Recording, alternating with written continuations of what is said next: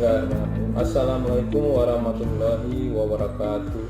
Salam sejahtera dan semoga kita semua dalam lindungan Allah SWT. Perkenalkan, nama saya Insinyur Yanto Naim Eskom MM. Saya adalah salah satu dosen pada program studi komputerisasi akuntansi AMIF Lubanggai. Pada kesempatan kali ini saya akan menyajikan sebuah video pengajaran di mana video ini merupakan pernyataan diri dosen pada unjuk kerja Tridharma Perguruan Tinggi pada bidang pengajaran. Video ini merupakan salah satu syarat sertifikasi dosen SMART 2025. Mata kuliah yang akan saya bawakan pada video pengajaran yaitu mata kuliah Sistem Informasi Manajemen. Mata kuliah ini membahas secara komprehensif konsep dan ruang lingkup Sistem Informasi Manajemen dalam konteks organisasi modern. Mahasiswa akan mempelajari dasar-dasar Sistem Informasi Manajemen serta bagaimana teknologi informasi dapat dimanfaatkan sebagai alat strategis untuk menciptakan keunggulan bersaing bagi perusahaan. Selain itu, dibahas pula strategi manajemen perusahaan yang berorientasi pada masa depan serta peran teknologi informasi dalam mendukung proses bisnis dan pencapaian tujuan organisasi. Sistem Informasi Manajemen dibebankan dengan 2 SKS pada mahasiswa semester 2. Proses pembelajaran dilakukan secara hibrid, yaitu tatap muka offline dan pembelajaran secara online atau daring, berlangsung selama 16 kali pertemuan. Capaian pembelajaran lulusan: yang pertama, mampu mengimplementasikan nilai-nilai Pancasila dan agama dalam kehidupan pribadi dan sosial. Kedua, menunjukkan sikap profesional dalam mengaktualisasikan kompetensi bidang manajemen informatika baik secara mandiri maupun kelompok yang dilandasi semangat kewirausahaan. Yang ketiga, mampu mengaplikasikan ilmu pengetahuan dan teknologi dalam bidang manajemen informatika. Capaian pembelajaran mata kuliah: pertama, mahasiswa mampu menjelaskan konsep dasar sistem informasi dan peran strategisnya dalam mendukung proses bisnis dan pengambilan keputusan manajerial. Yang kedua, mahasiswa mampu menganalisis kebutuhan sistem informasi pada berbagai level manajemen dalam organisasi. Ketiga, mahasiswa mampu mengidentifikasi komponen utama dari sistem informasi manajemen: hardware, software, database, jaringan, dan sumber daya manusia. Keempat, mahasiswa mampu merancang solusi sistem informasi sederhana berbasis studi kasus dunia nyata untuk menyelesaikan permasalahan manajerial dan dapat melakukan pengambilan keputusan. Yang kelima, mahasiswa mampu menggunakan aplikasi perangkat lunak manajemen TQM seperti Microsoft Excel, ERP simulasi, atau tools lainnya untuk mengelola informasi dan mendukung keputusan. Yang keenam, mahasiswa mampu melakukan audit dasar sistem informasi manajemen dan teknologi informasi lainnya. Selama proses pembelajaran, materi yang diajarkan: yang pertama, pengantar sistem informasi manajemen. Kedua, konsep dasar, struktur, dan ruang lingkup sistem informasi manajemen. Yang ketiga, tujuan, pentingnya, peranan, dan manfaat sistem informasi manajemen. Yang keempat, komponen sistem informasi manajemen. Kelima, pemodelan sistem dan mampu merancang sistem dengan model perancangan. Keenam, penggunaan aplikasi TQM dalam manajemen perusahaan. Ketujuh, kerangka kerja tim dalam perusahaan. Yang kedelapan, peranan sistem informasi manajemen dalam pengambilan keputusan, sistem pendukung keputusan. Yang ke-9, implementasi sistem informasi manajemen. Yang ke-10, audit dasar sistem informasi dan teknologi informasi. Kriteria penilaian: pertama, kehadiran 30%, tugas 20%, ujian tengah semester 20%, UAS atau ujian akhir semester 30%. Rubrik penilaian yang terdiri dari A, A-, B, B+, B-, C, C+, C-, D, dan E. Untuk poin penilaian disesuaikan dengan sistem informasi akademik yang ada di kampus AMIF Lubanggai. Pada video pengajaran kali ini, yaitu proses belajar mengajar pada pertemuan ke-11 dengan materi peranan sistem pendukung keputusan dalam pengambilan keputusan. Dalam proses belajar mengajar, buku ajar yang digunakan yaitu buku Sistem Informasi Manajemen yang dibuat oleh saya sendiri dan tim dari teman-teman dosen di beberapa kampus yang ada di Sulawesi, dan saya juga sudah membagikannya kepada mahasiswa selama proses belajar mengajar. Untuk absensi perkuliahan, kami menggunakan sistem CIAMID pada akhir proses belajar mengajar. Selanjutnya silakan menyimak video pengajaran yang kami lakukan pada mahasiswa semester 2 di pertemuan ke-11. Disilakan. Assalamualaikum warahmatullahi wabarakatuh. Waalaikumsalam warahmatullahi wabarakatuh. Selamat siang semua. Siang. Sehat-sehat? Siang. Alhamdulillah pada siang hari ini kita sudah di pertemuan yang ke-11. Sebelum kita mulai proses pembelajaran, mari kita berdoa sesuai dengan keyakinan kita masing-masing. Berdoa dimulai.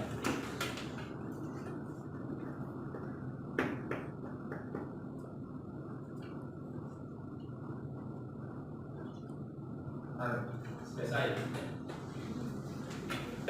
Untuk pertemuan ke-11 kita masuk ke materi sistem pendukung pengambilan keputusan. Ini adalah lanjutan dari pertemuan kita yang ke-11 kemarin, ke-10 ya. Nanti kita akan review dulu. Jadi sebelum lanjut materi kita evaluasi dulu kemarin. Masih ingat materi yang kemarin? Hah? Masih? Ada yang tidak hadir di sini? Ada? Ada ya? Harus wajib hadir ya? Oke, kita review dulu pertemuan kita yang ke-10, yaitu terkait dengan peranan sistem informasi manajemen dalam pengambilan keputusan. Saya sudah jelaskan di pertemuan seperti itu bahwa posisi sekarang kita di era digital, ya, pengambilan keputusan itu harus cepat, tidak bisa tidak. Saya berikan contoh yang kemarin kasus di rumah sakit atau di layanan kesehatan. Tahu ini ya? Apa ini? Ibu hamil yang dan misui gitu ya, hamil. Mereka itu kan menanya pasangan suami istri pengennya dapat laki-laki atau perempuan gitu ya. Tapi ada target misalnya dapat perempuan saja. Ya. Otomatis dia penasaran gitu ya.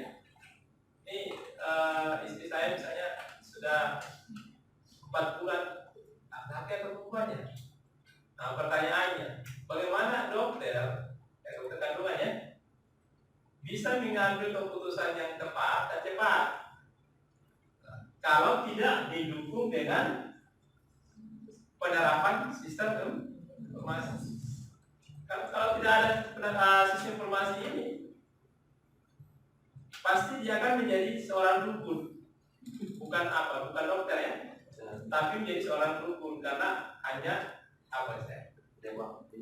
menebak saja gitu ya. Oh anak kamu ini kalau dari ciri-ciri gitu ya, ciri-ciri posisi bayi gitu, kayaknya laki-laki ya, paling kayaknya kan cocok.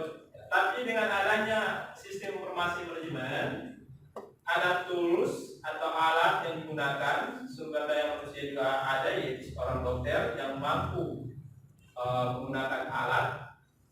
Dia bisa mengambil keputusan bahwa dia langsung bilang ini, ya, ini bayi perempuan. Seorang dokter sudah bisa mengambil keputusan bahwa bayi bapak ini adalah perempuan waktu di umur 4 tahun. Begitu cepatnya, ya. Dibandingkan dengan yang dulu-dulu. Kalau dulu-dulu nanti sudah lahir baru tahu, gitu ya. Sekarang ada yang sudah tahu sendiri.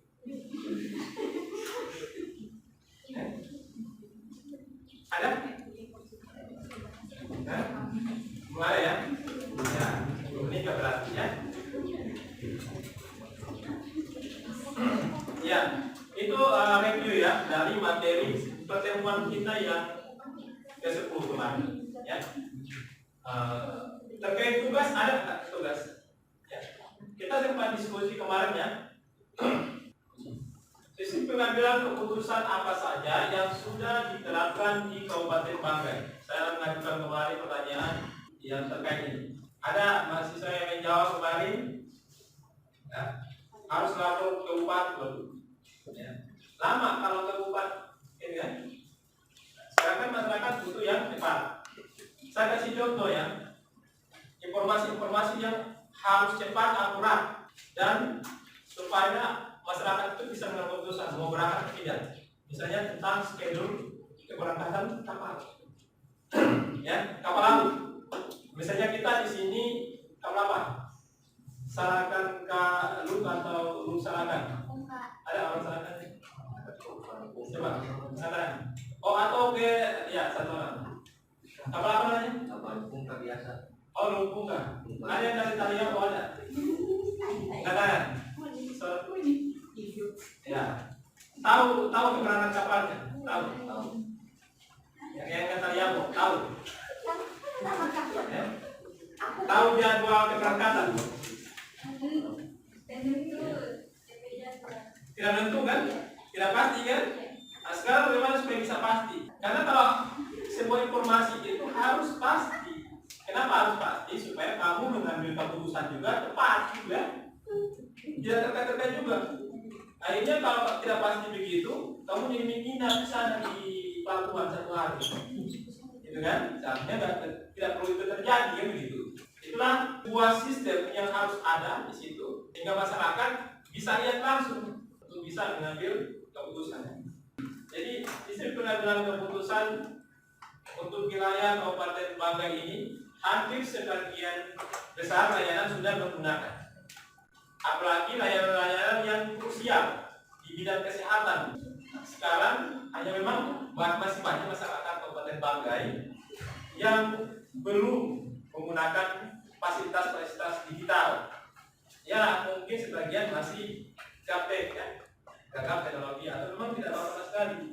Tapi kita di era sekarang ini yang umurnya kamu begini sudah wajib menguasai, karena di genggaman saja sekarang sudah beres, tinggal menggunakan aplikasi. Jadi untuk penerapan di Kabupaten Banggai ini ya sudah hampir semua layanan ada, ya. Seandainya Kabupaten Banggai ini sudah full sistem dalam pengambilan keputusan, apa yang masyarakat rasakan? Mempermudah, Bang. Mempermudah Informasi sama itu sih buat tadi pengambilan keputusan juga. Ya. Supaya Dari sisi biaya gimana? biaya lebih hemat, Bang. Lebih Hemat. lebih nyaman, Lebih hemat sih, Bang. nah, lebih murah gitu ya, bahkan bisa nol kan? Ini review ya dari pertemuan kita sebelumnya, yaitu peranan sistem informasi manajemen dalam pengambilan keputusan. Sekarang fokus kita yaitu peranan sistem pendukung keputusan dalam pengambilan keputusan. Jadi ini nantinya kalian juga akan mendapatkan materi yang lebih detail. Ya, ini hanya sub materinya, ya. Nanti ada materi yang lebih detail namanya mata kuliah sistem pendukung keputusan yang mengajar Pak Putra. Ya, di situ akan jelaskan mengenai sistemnya, bagaimana algoritmanya dan lain-lain. Akan jelaskan. Jadi kita di sini untuk sub materi kali ini yaitu bisa memahami bagaimana sistem pendukung keputusan itu bisa membantu dalam pengambilan keputusan yang lebih cepat lagi. Poin utama dari sistem pendukung keputusan yaitu problem solving. Pernah dengar problem solving? Belum pernah dengar? Masa belum pernah? Nah, siapa yang ikut kegiatan ini? LDK, ya? Nah, pernah nggak ada materi problem solving? Tidak ada? Tidak ada? Yakin nggak ada? Ada. Jadi poin utama dari sistem penunggu keputusan ini antara pengambilan keputusan yaitu pemecahan masalah atau problem solving, ya.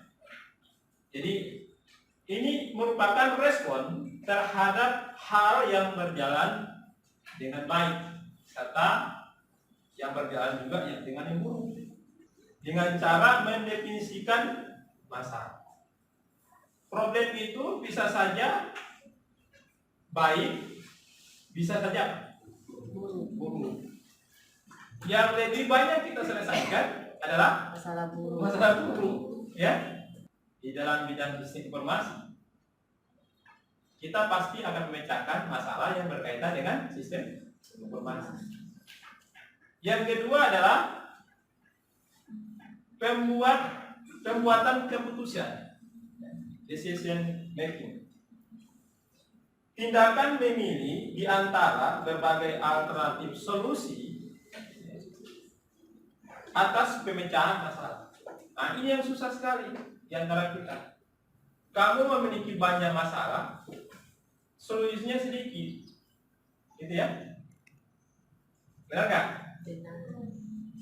Kalau solusinya banyak, berarti masuk di sini pembuatan keputusan, yaitu kamu memilih alternatifnya mana yang akan kamu pakai.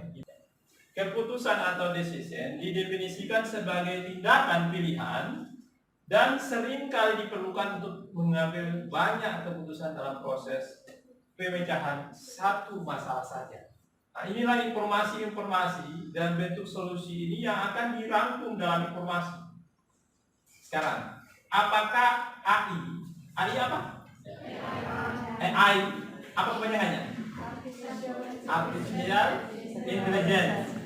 Apakah itu merupakan sebuah solusi pemecahan masalah?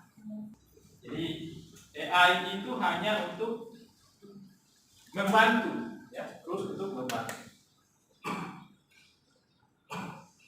Oke, bisa dilihat di sini fase pemecahan masalah. Bagaimana kita bisa memecahkan masalah? Fase pertama yaitu aktivitas intelijen. Mencari sekitar lingkungan kondisi yang harus dipecahkan. Kemudian ada aktivitas perancangan, menemukan, mengembangkan, dan menganalisis tindakan-tindakan yang mungkin dilakukan.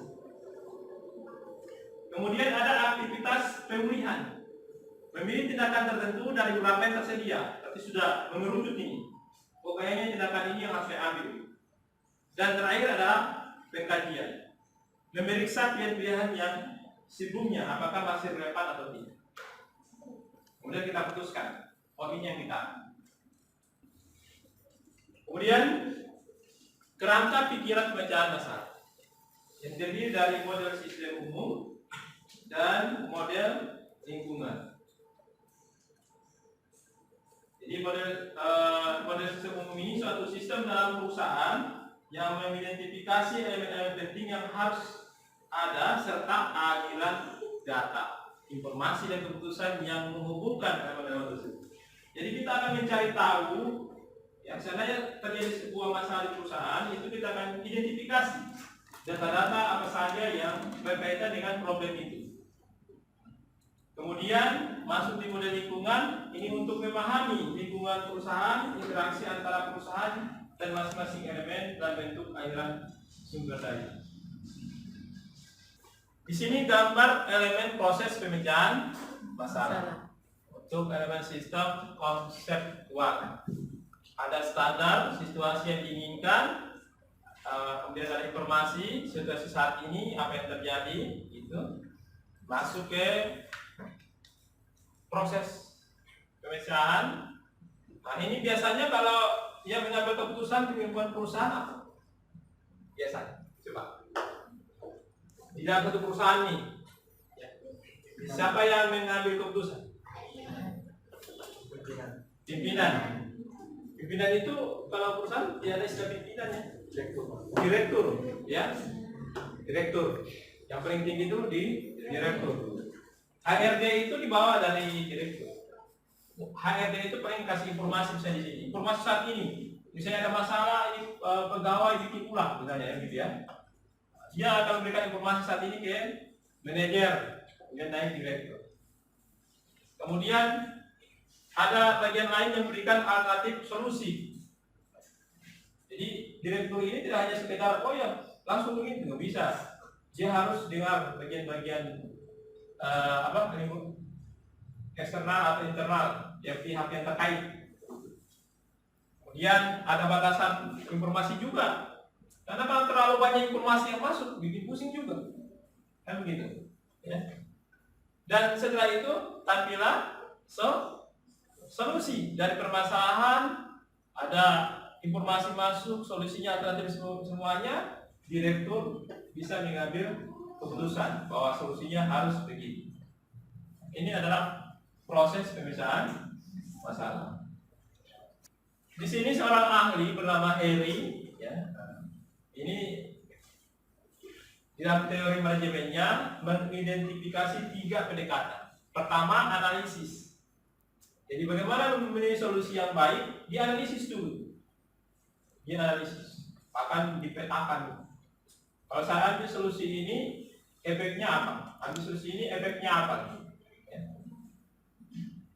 Evaluasi pilihan-pilihan secara sistematis dengan mempertimbangkan konsekuensi pilihan-pilihan tersebut pada tujuan organisasi itu yang dilihat.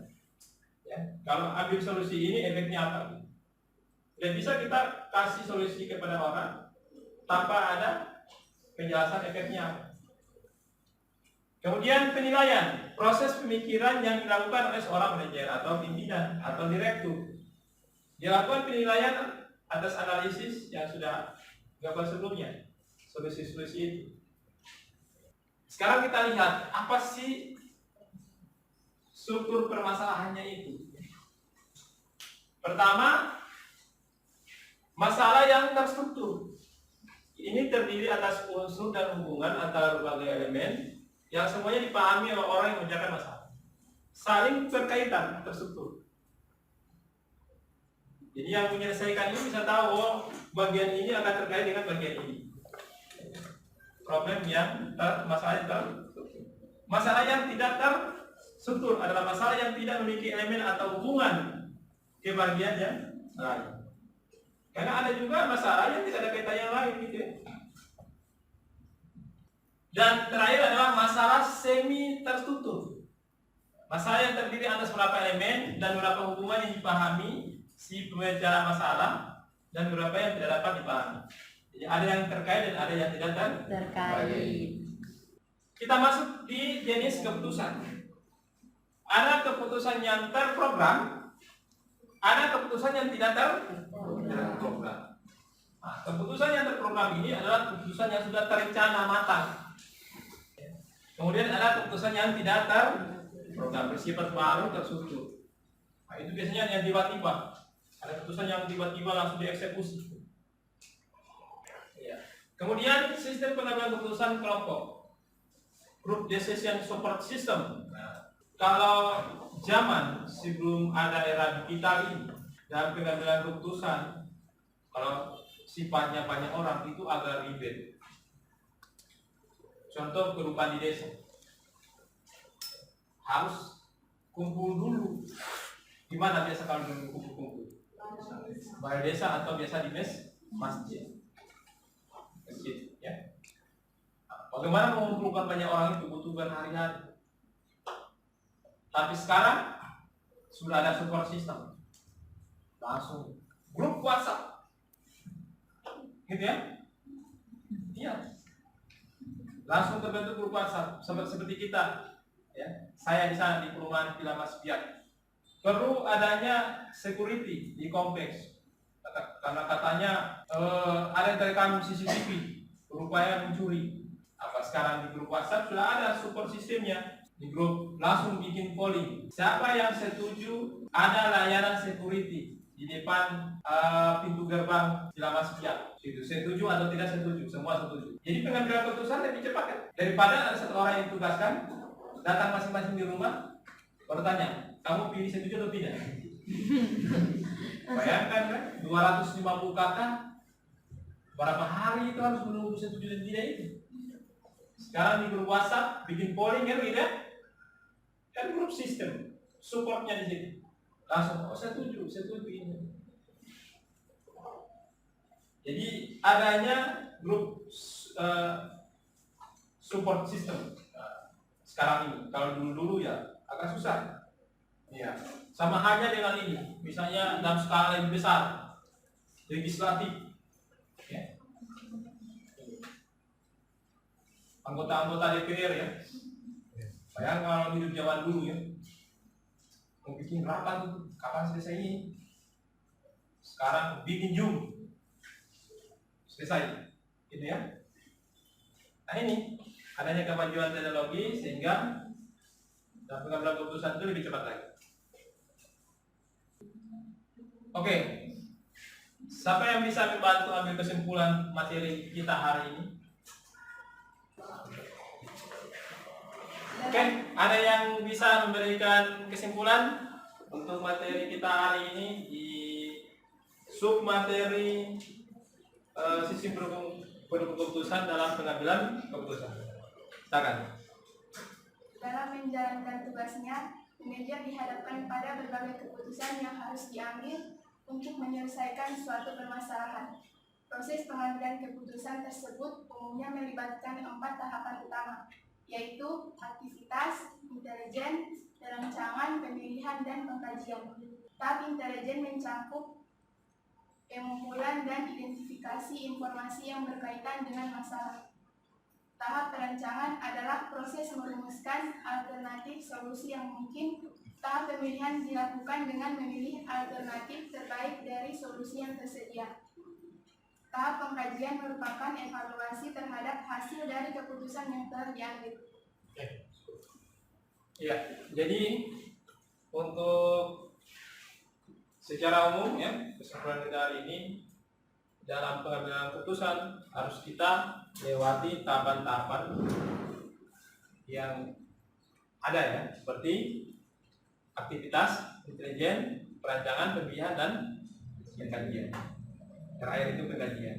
Apakah yang kita ambil keputusan ini sudah benar atau enggak? Oke, kita absensi dulu sebelum pertemuan kita tutup. Jadi kita masih tetap menggunakan absensi layanan Siamik. Kelompok berapa tadi? 2. Kelompok 2. Kelompok 2. Pertemuan ke-11 ya. Oke, silakan absensi.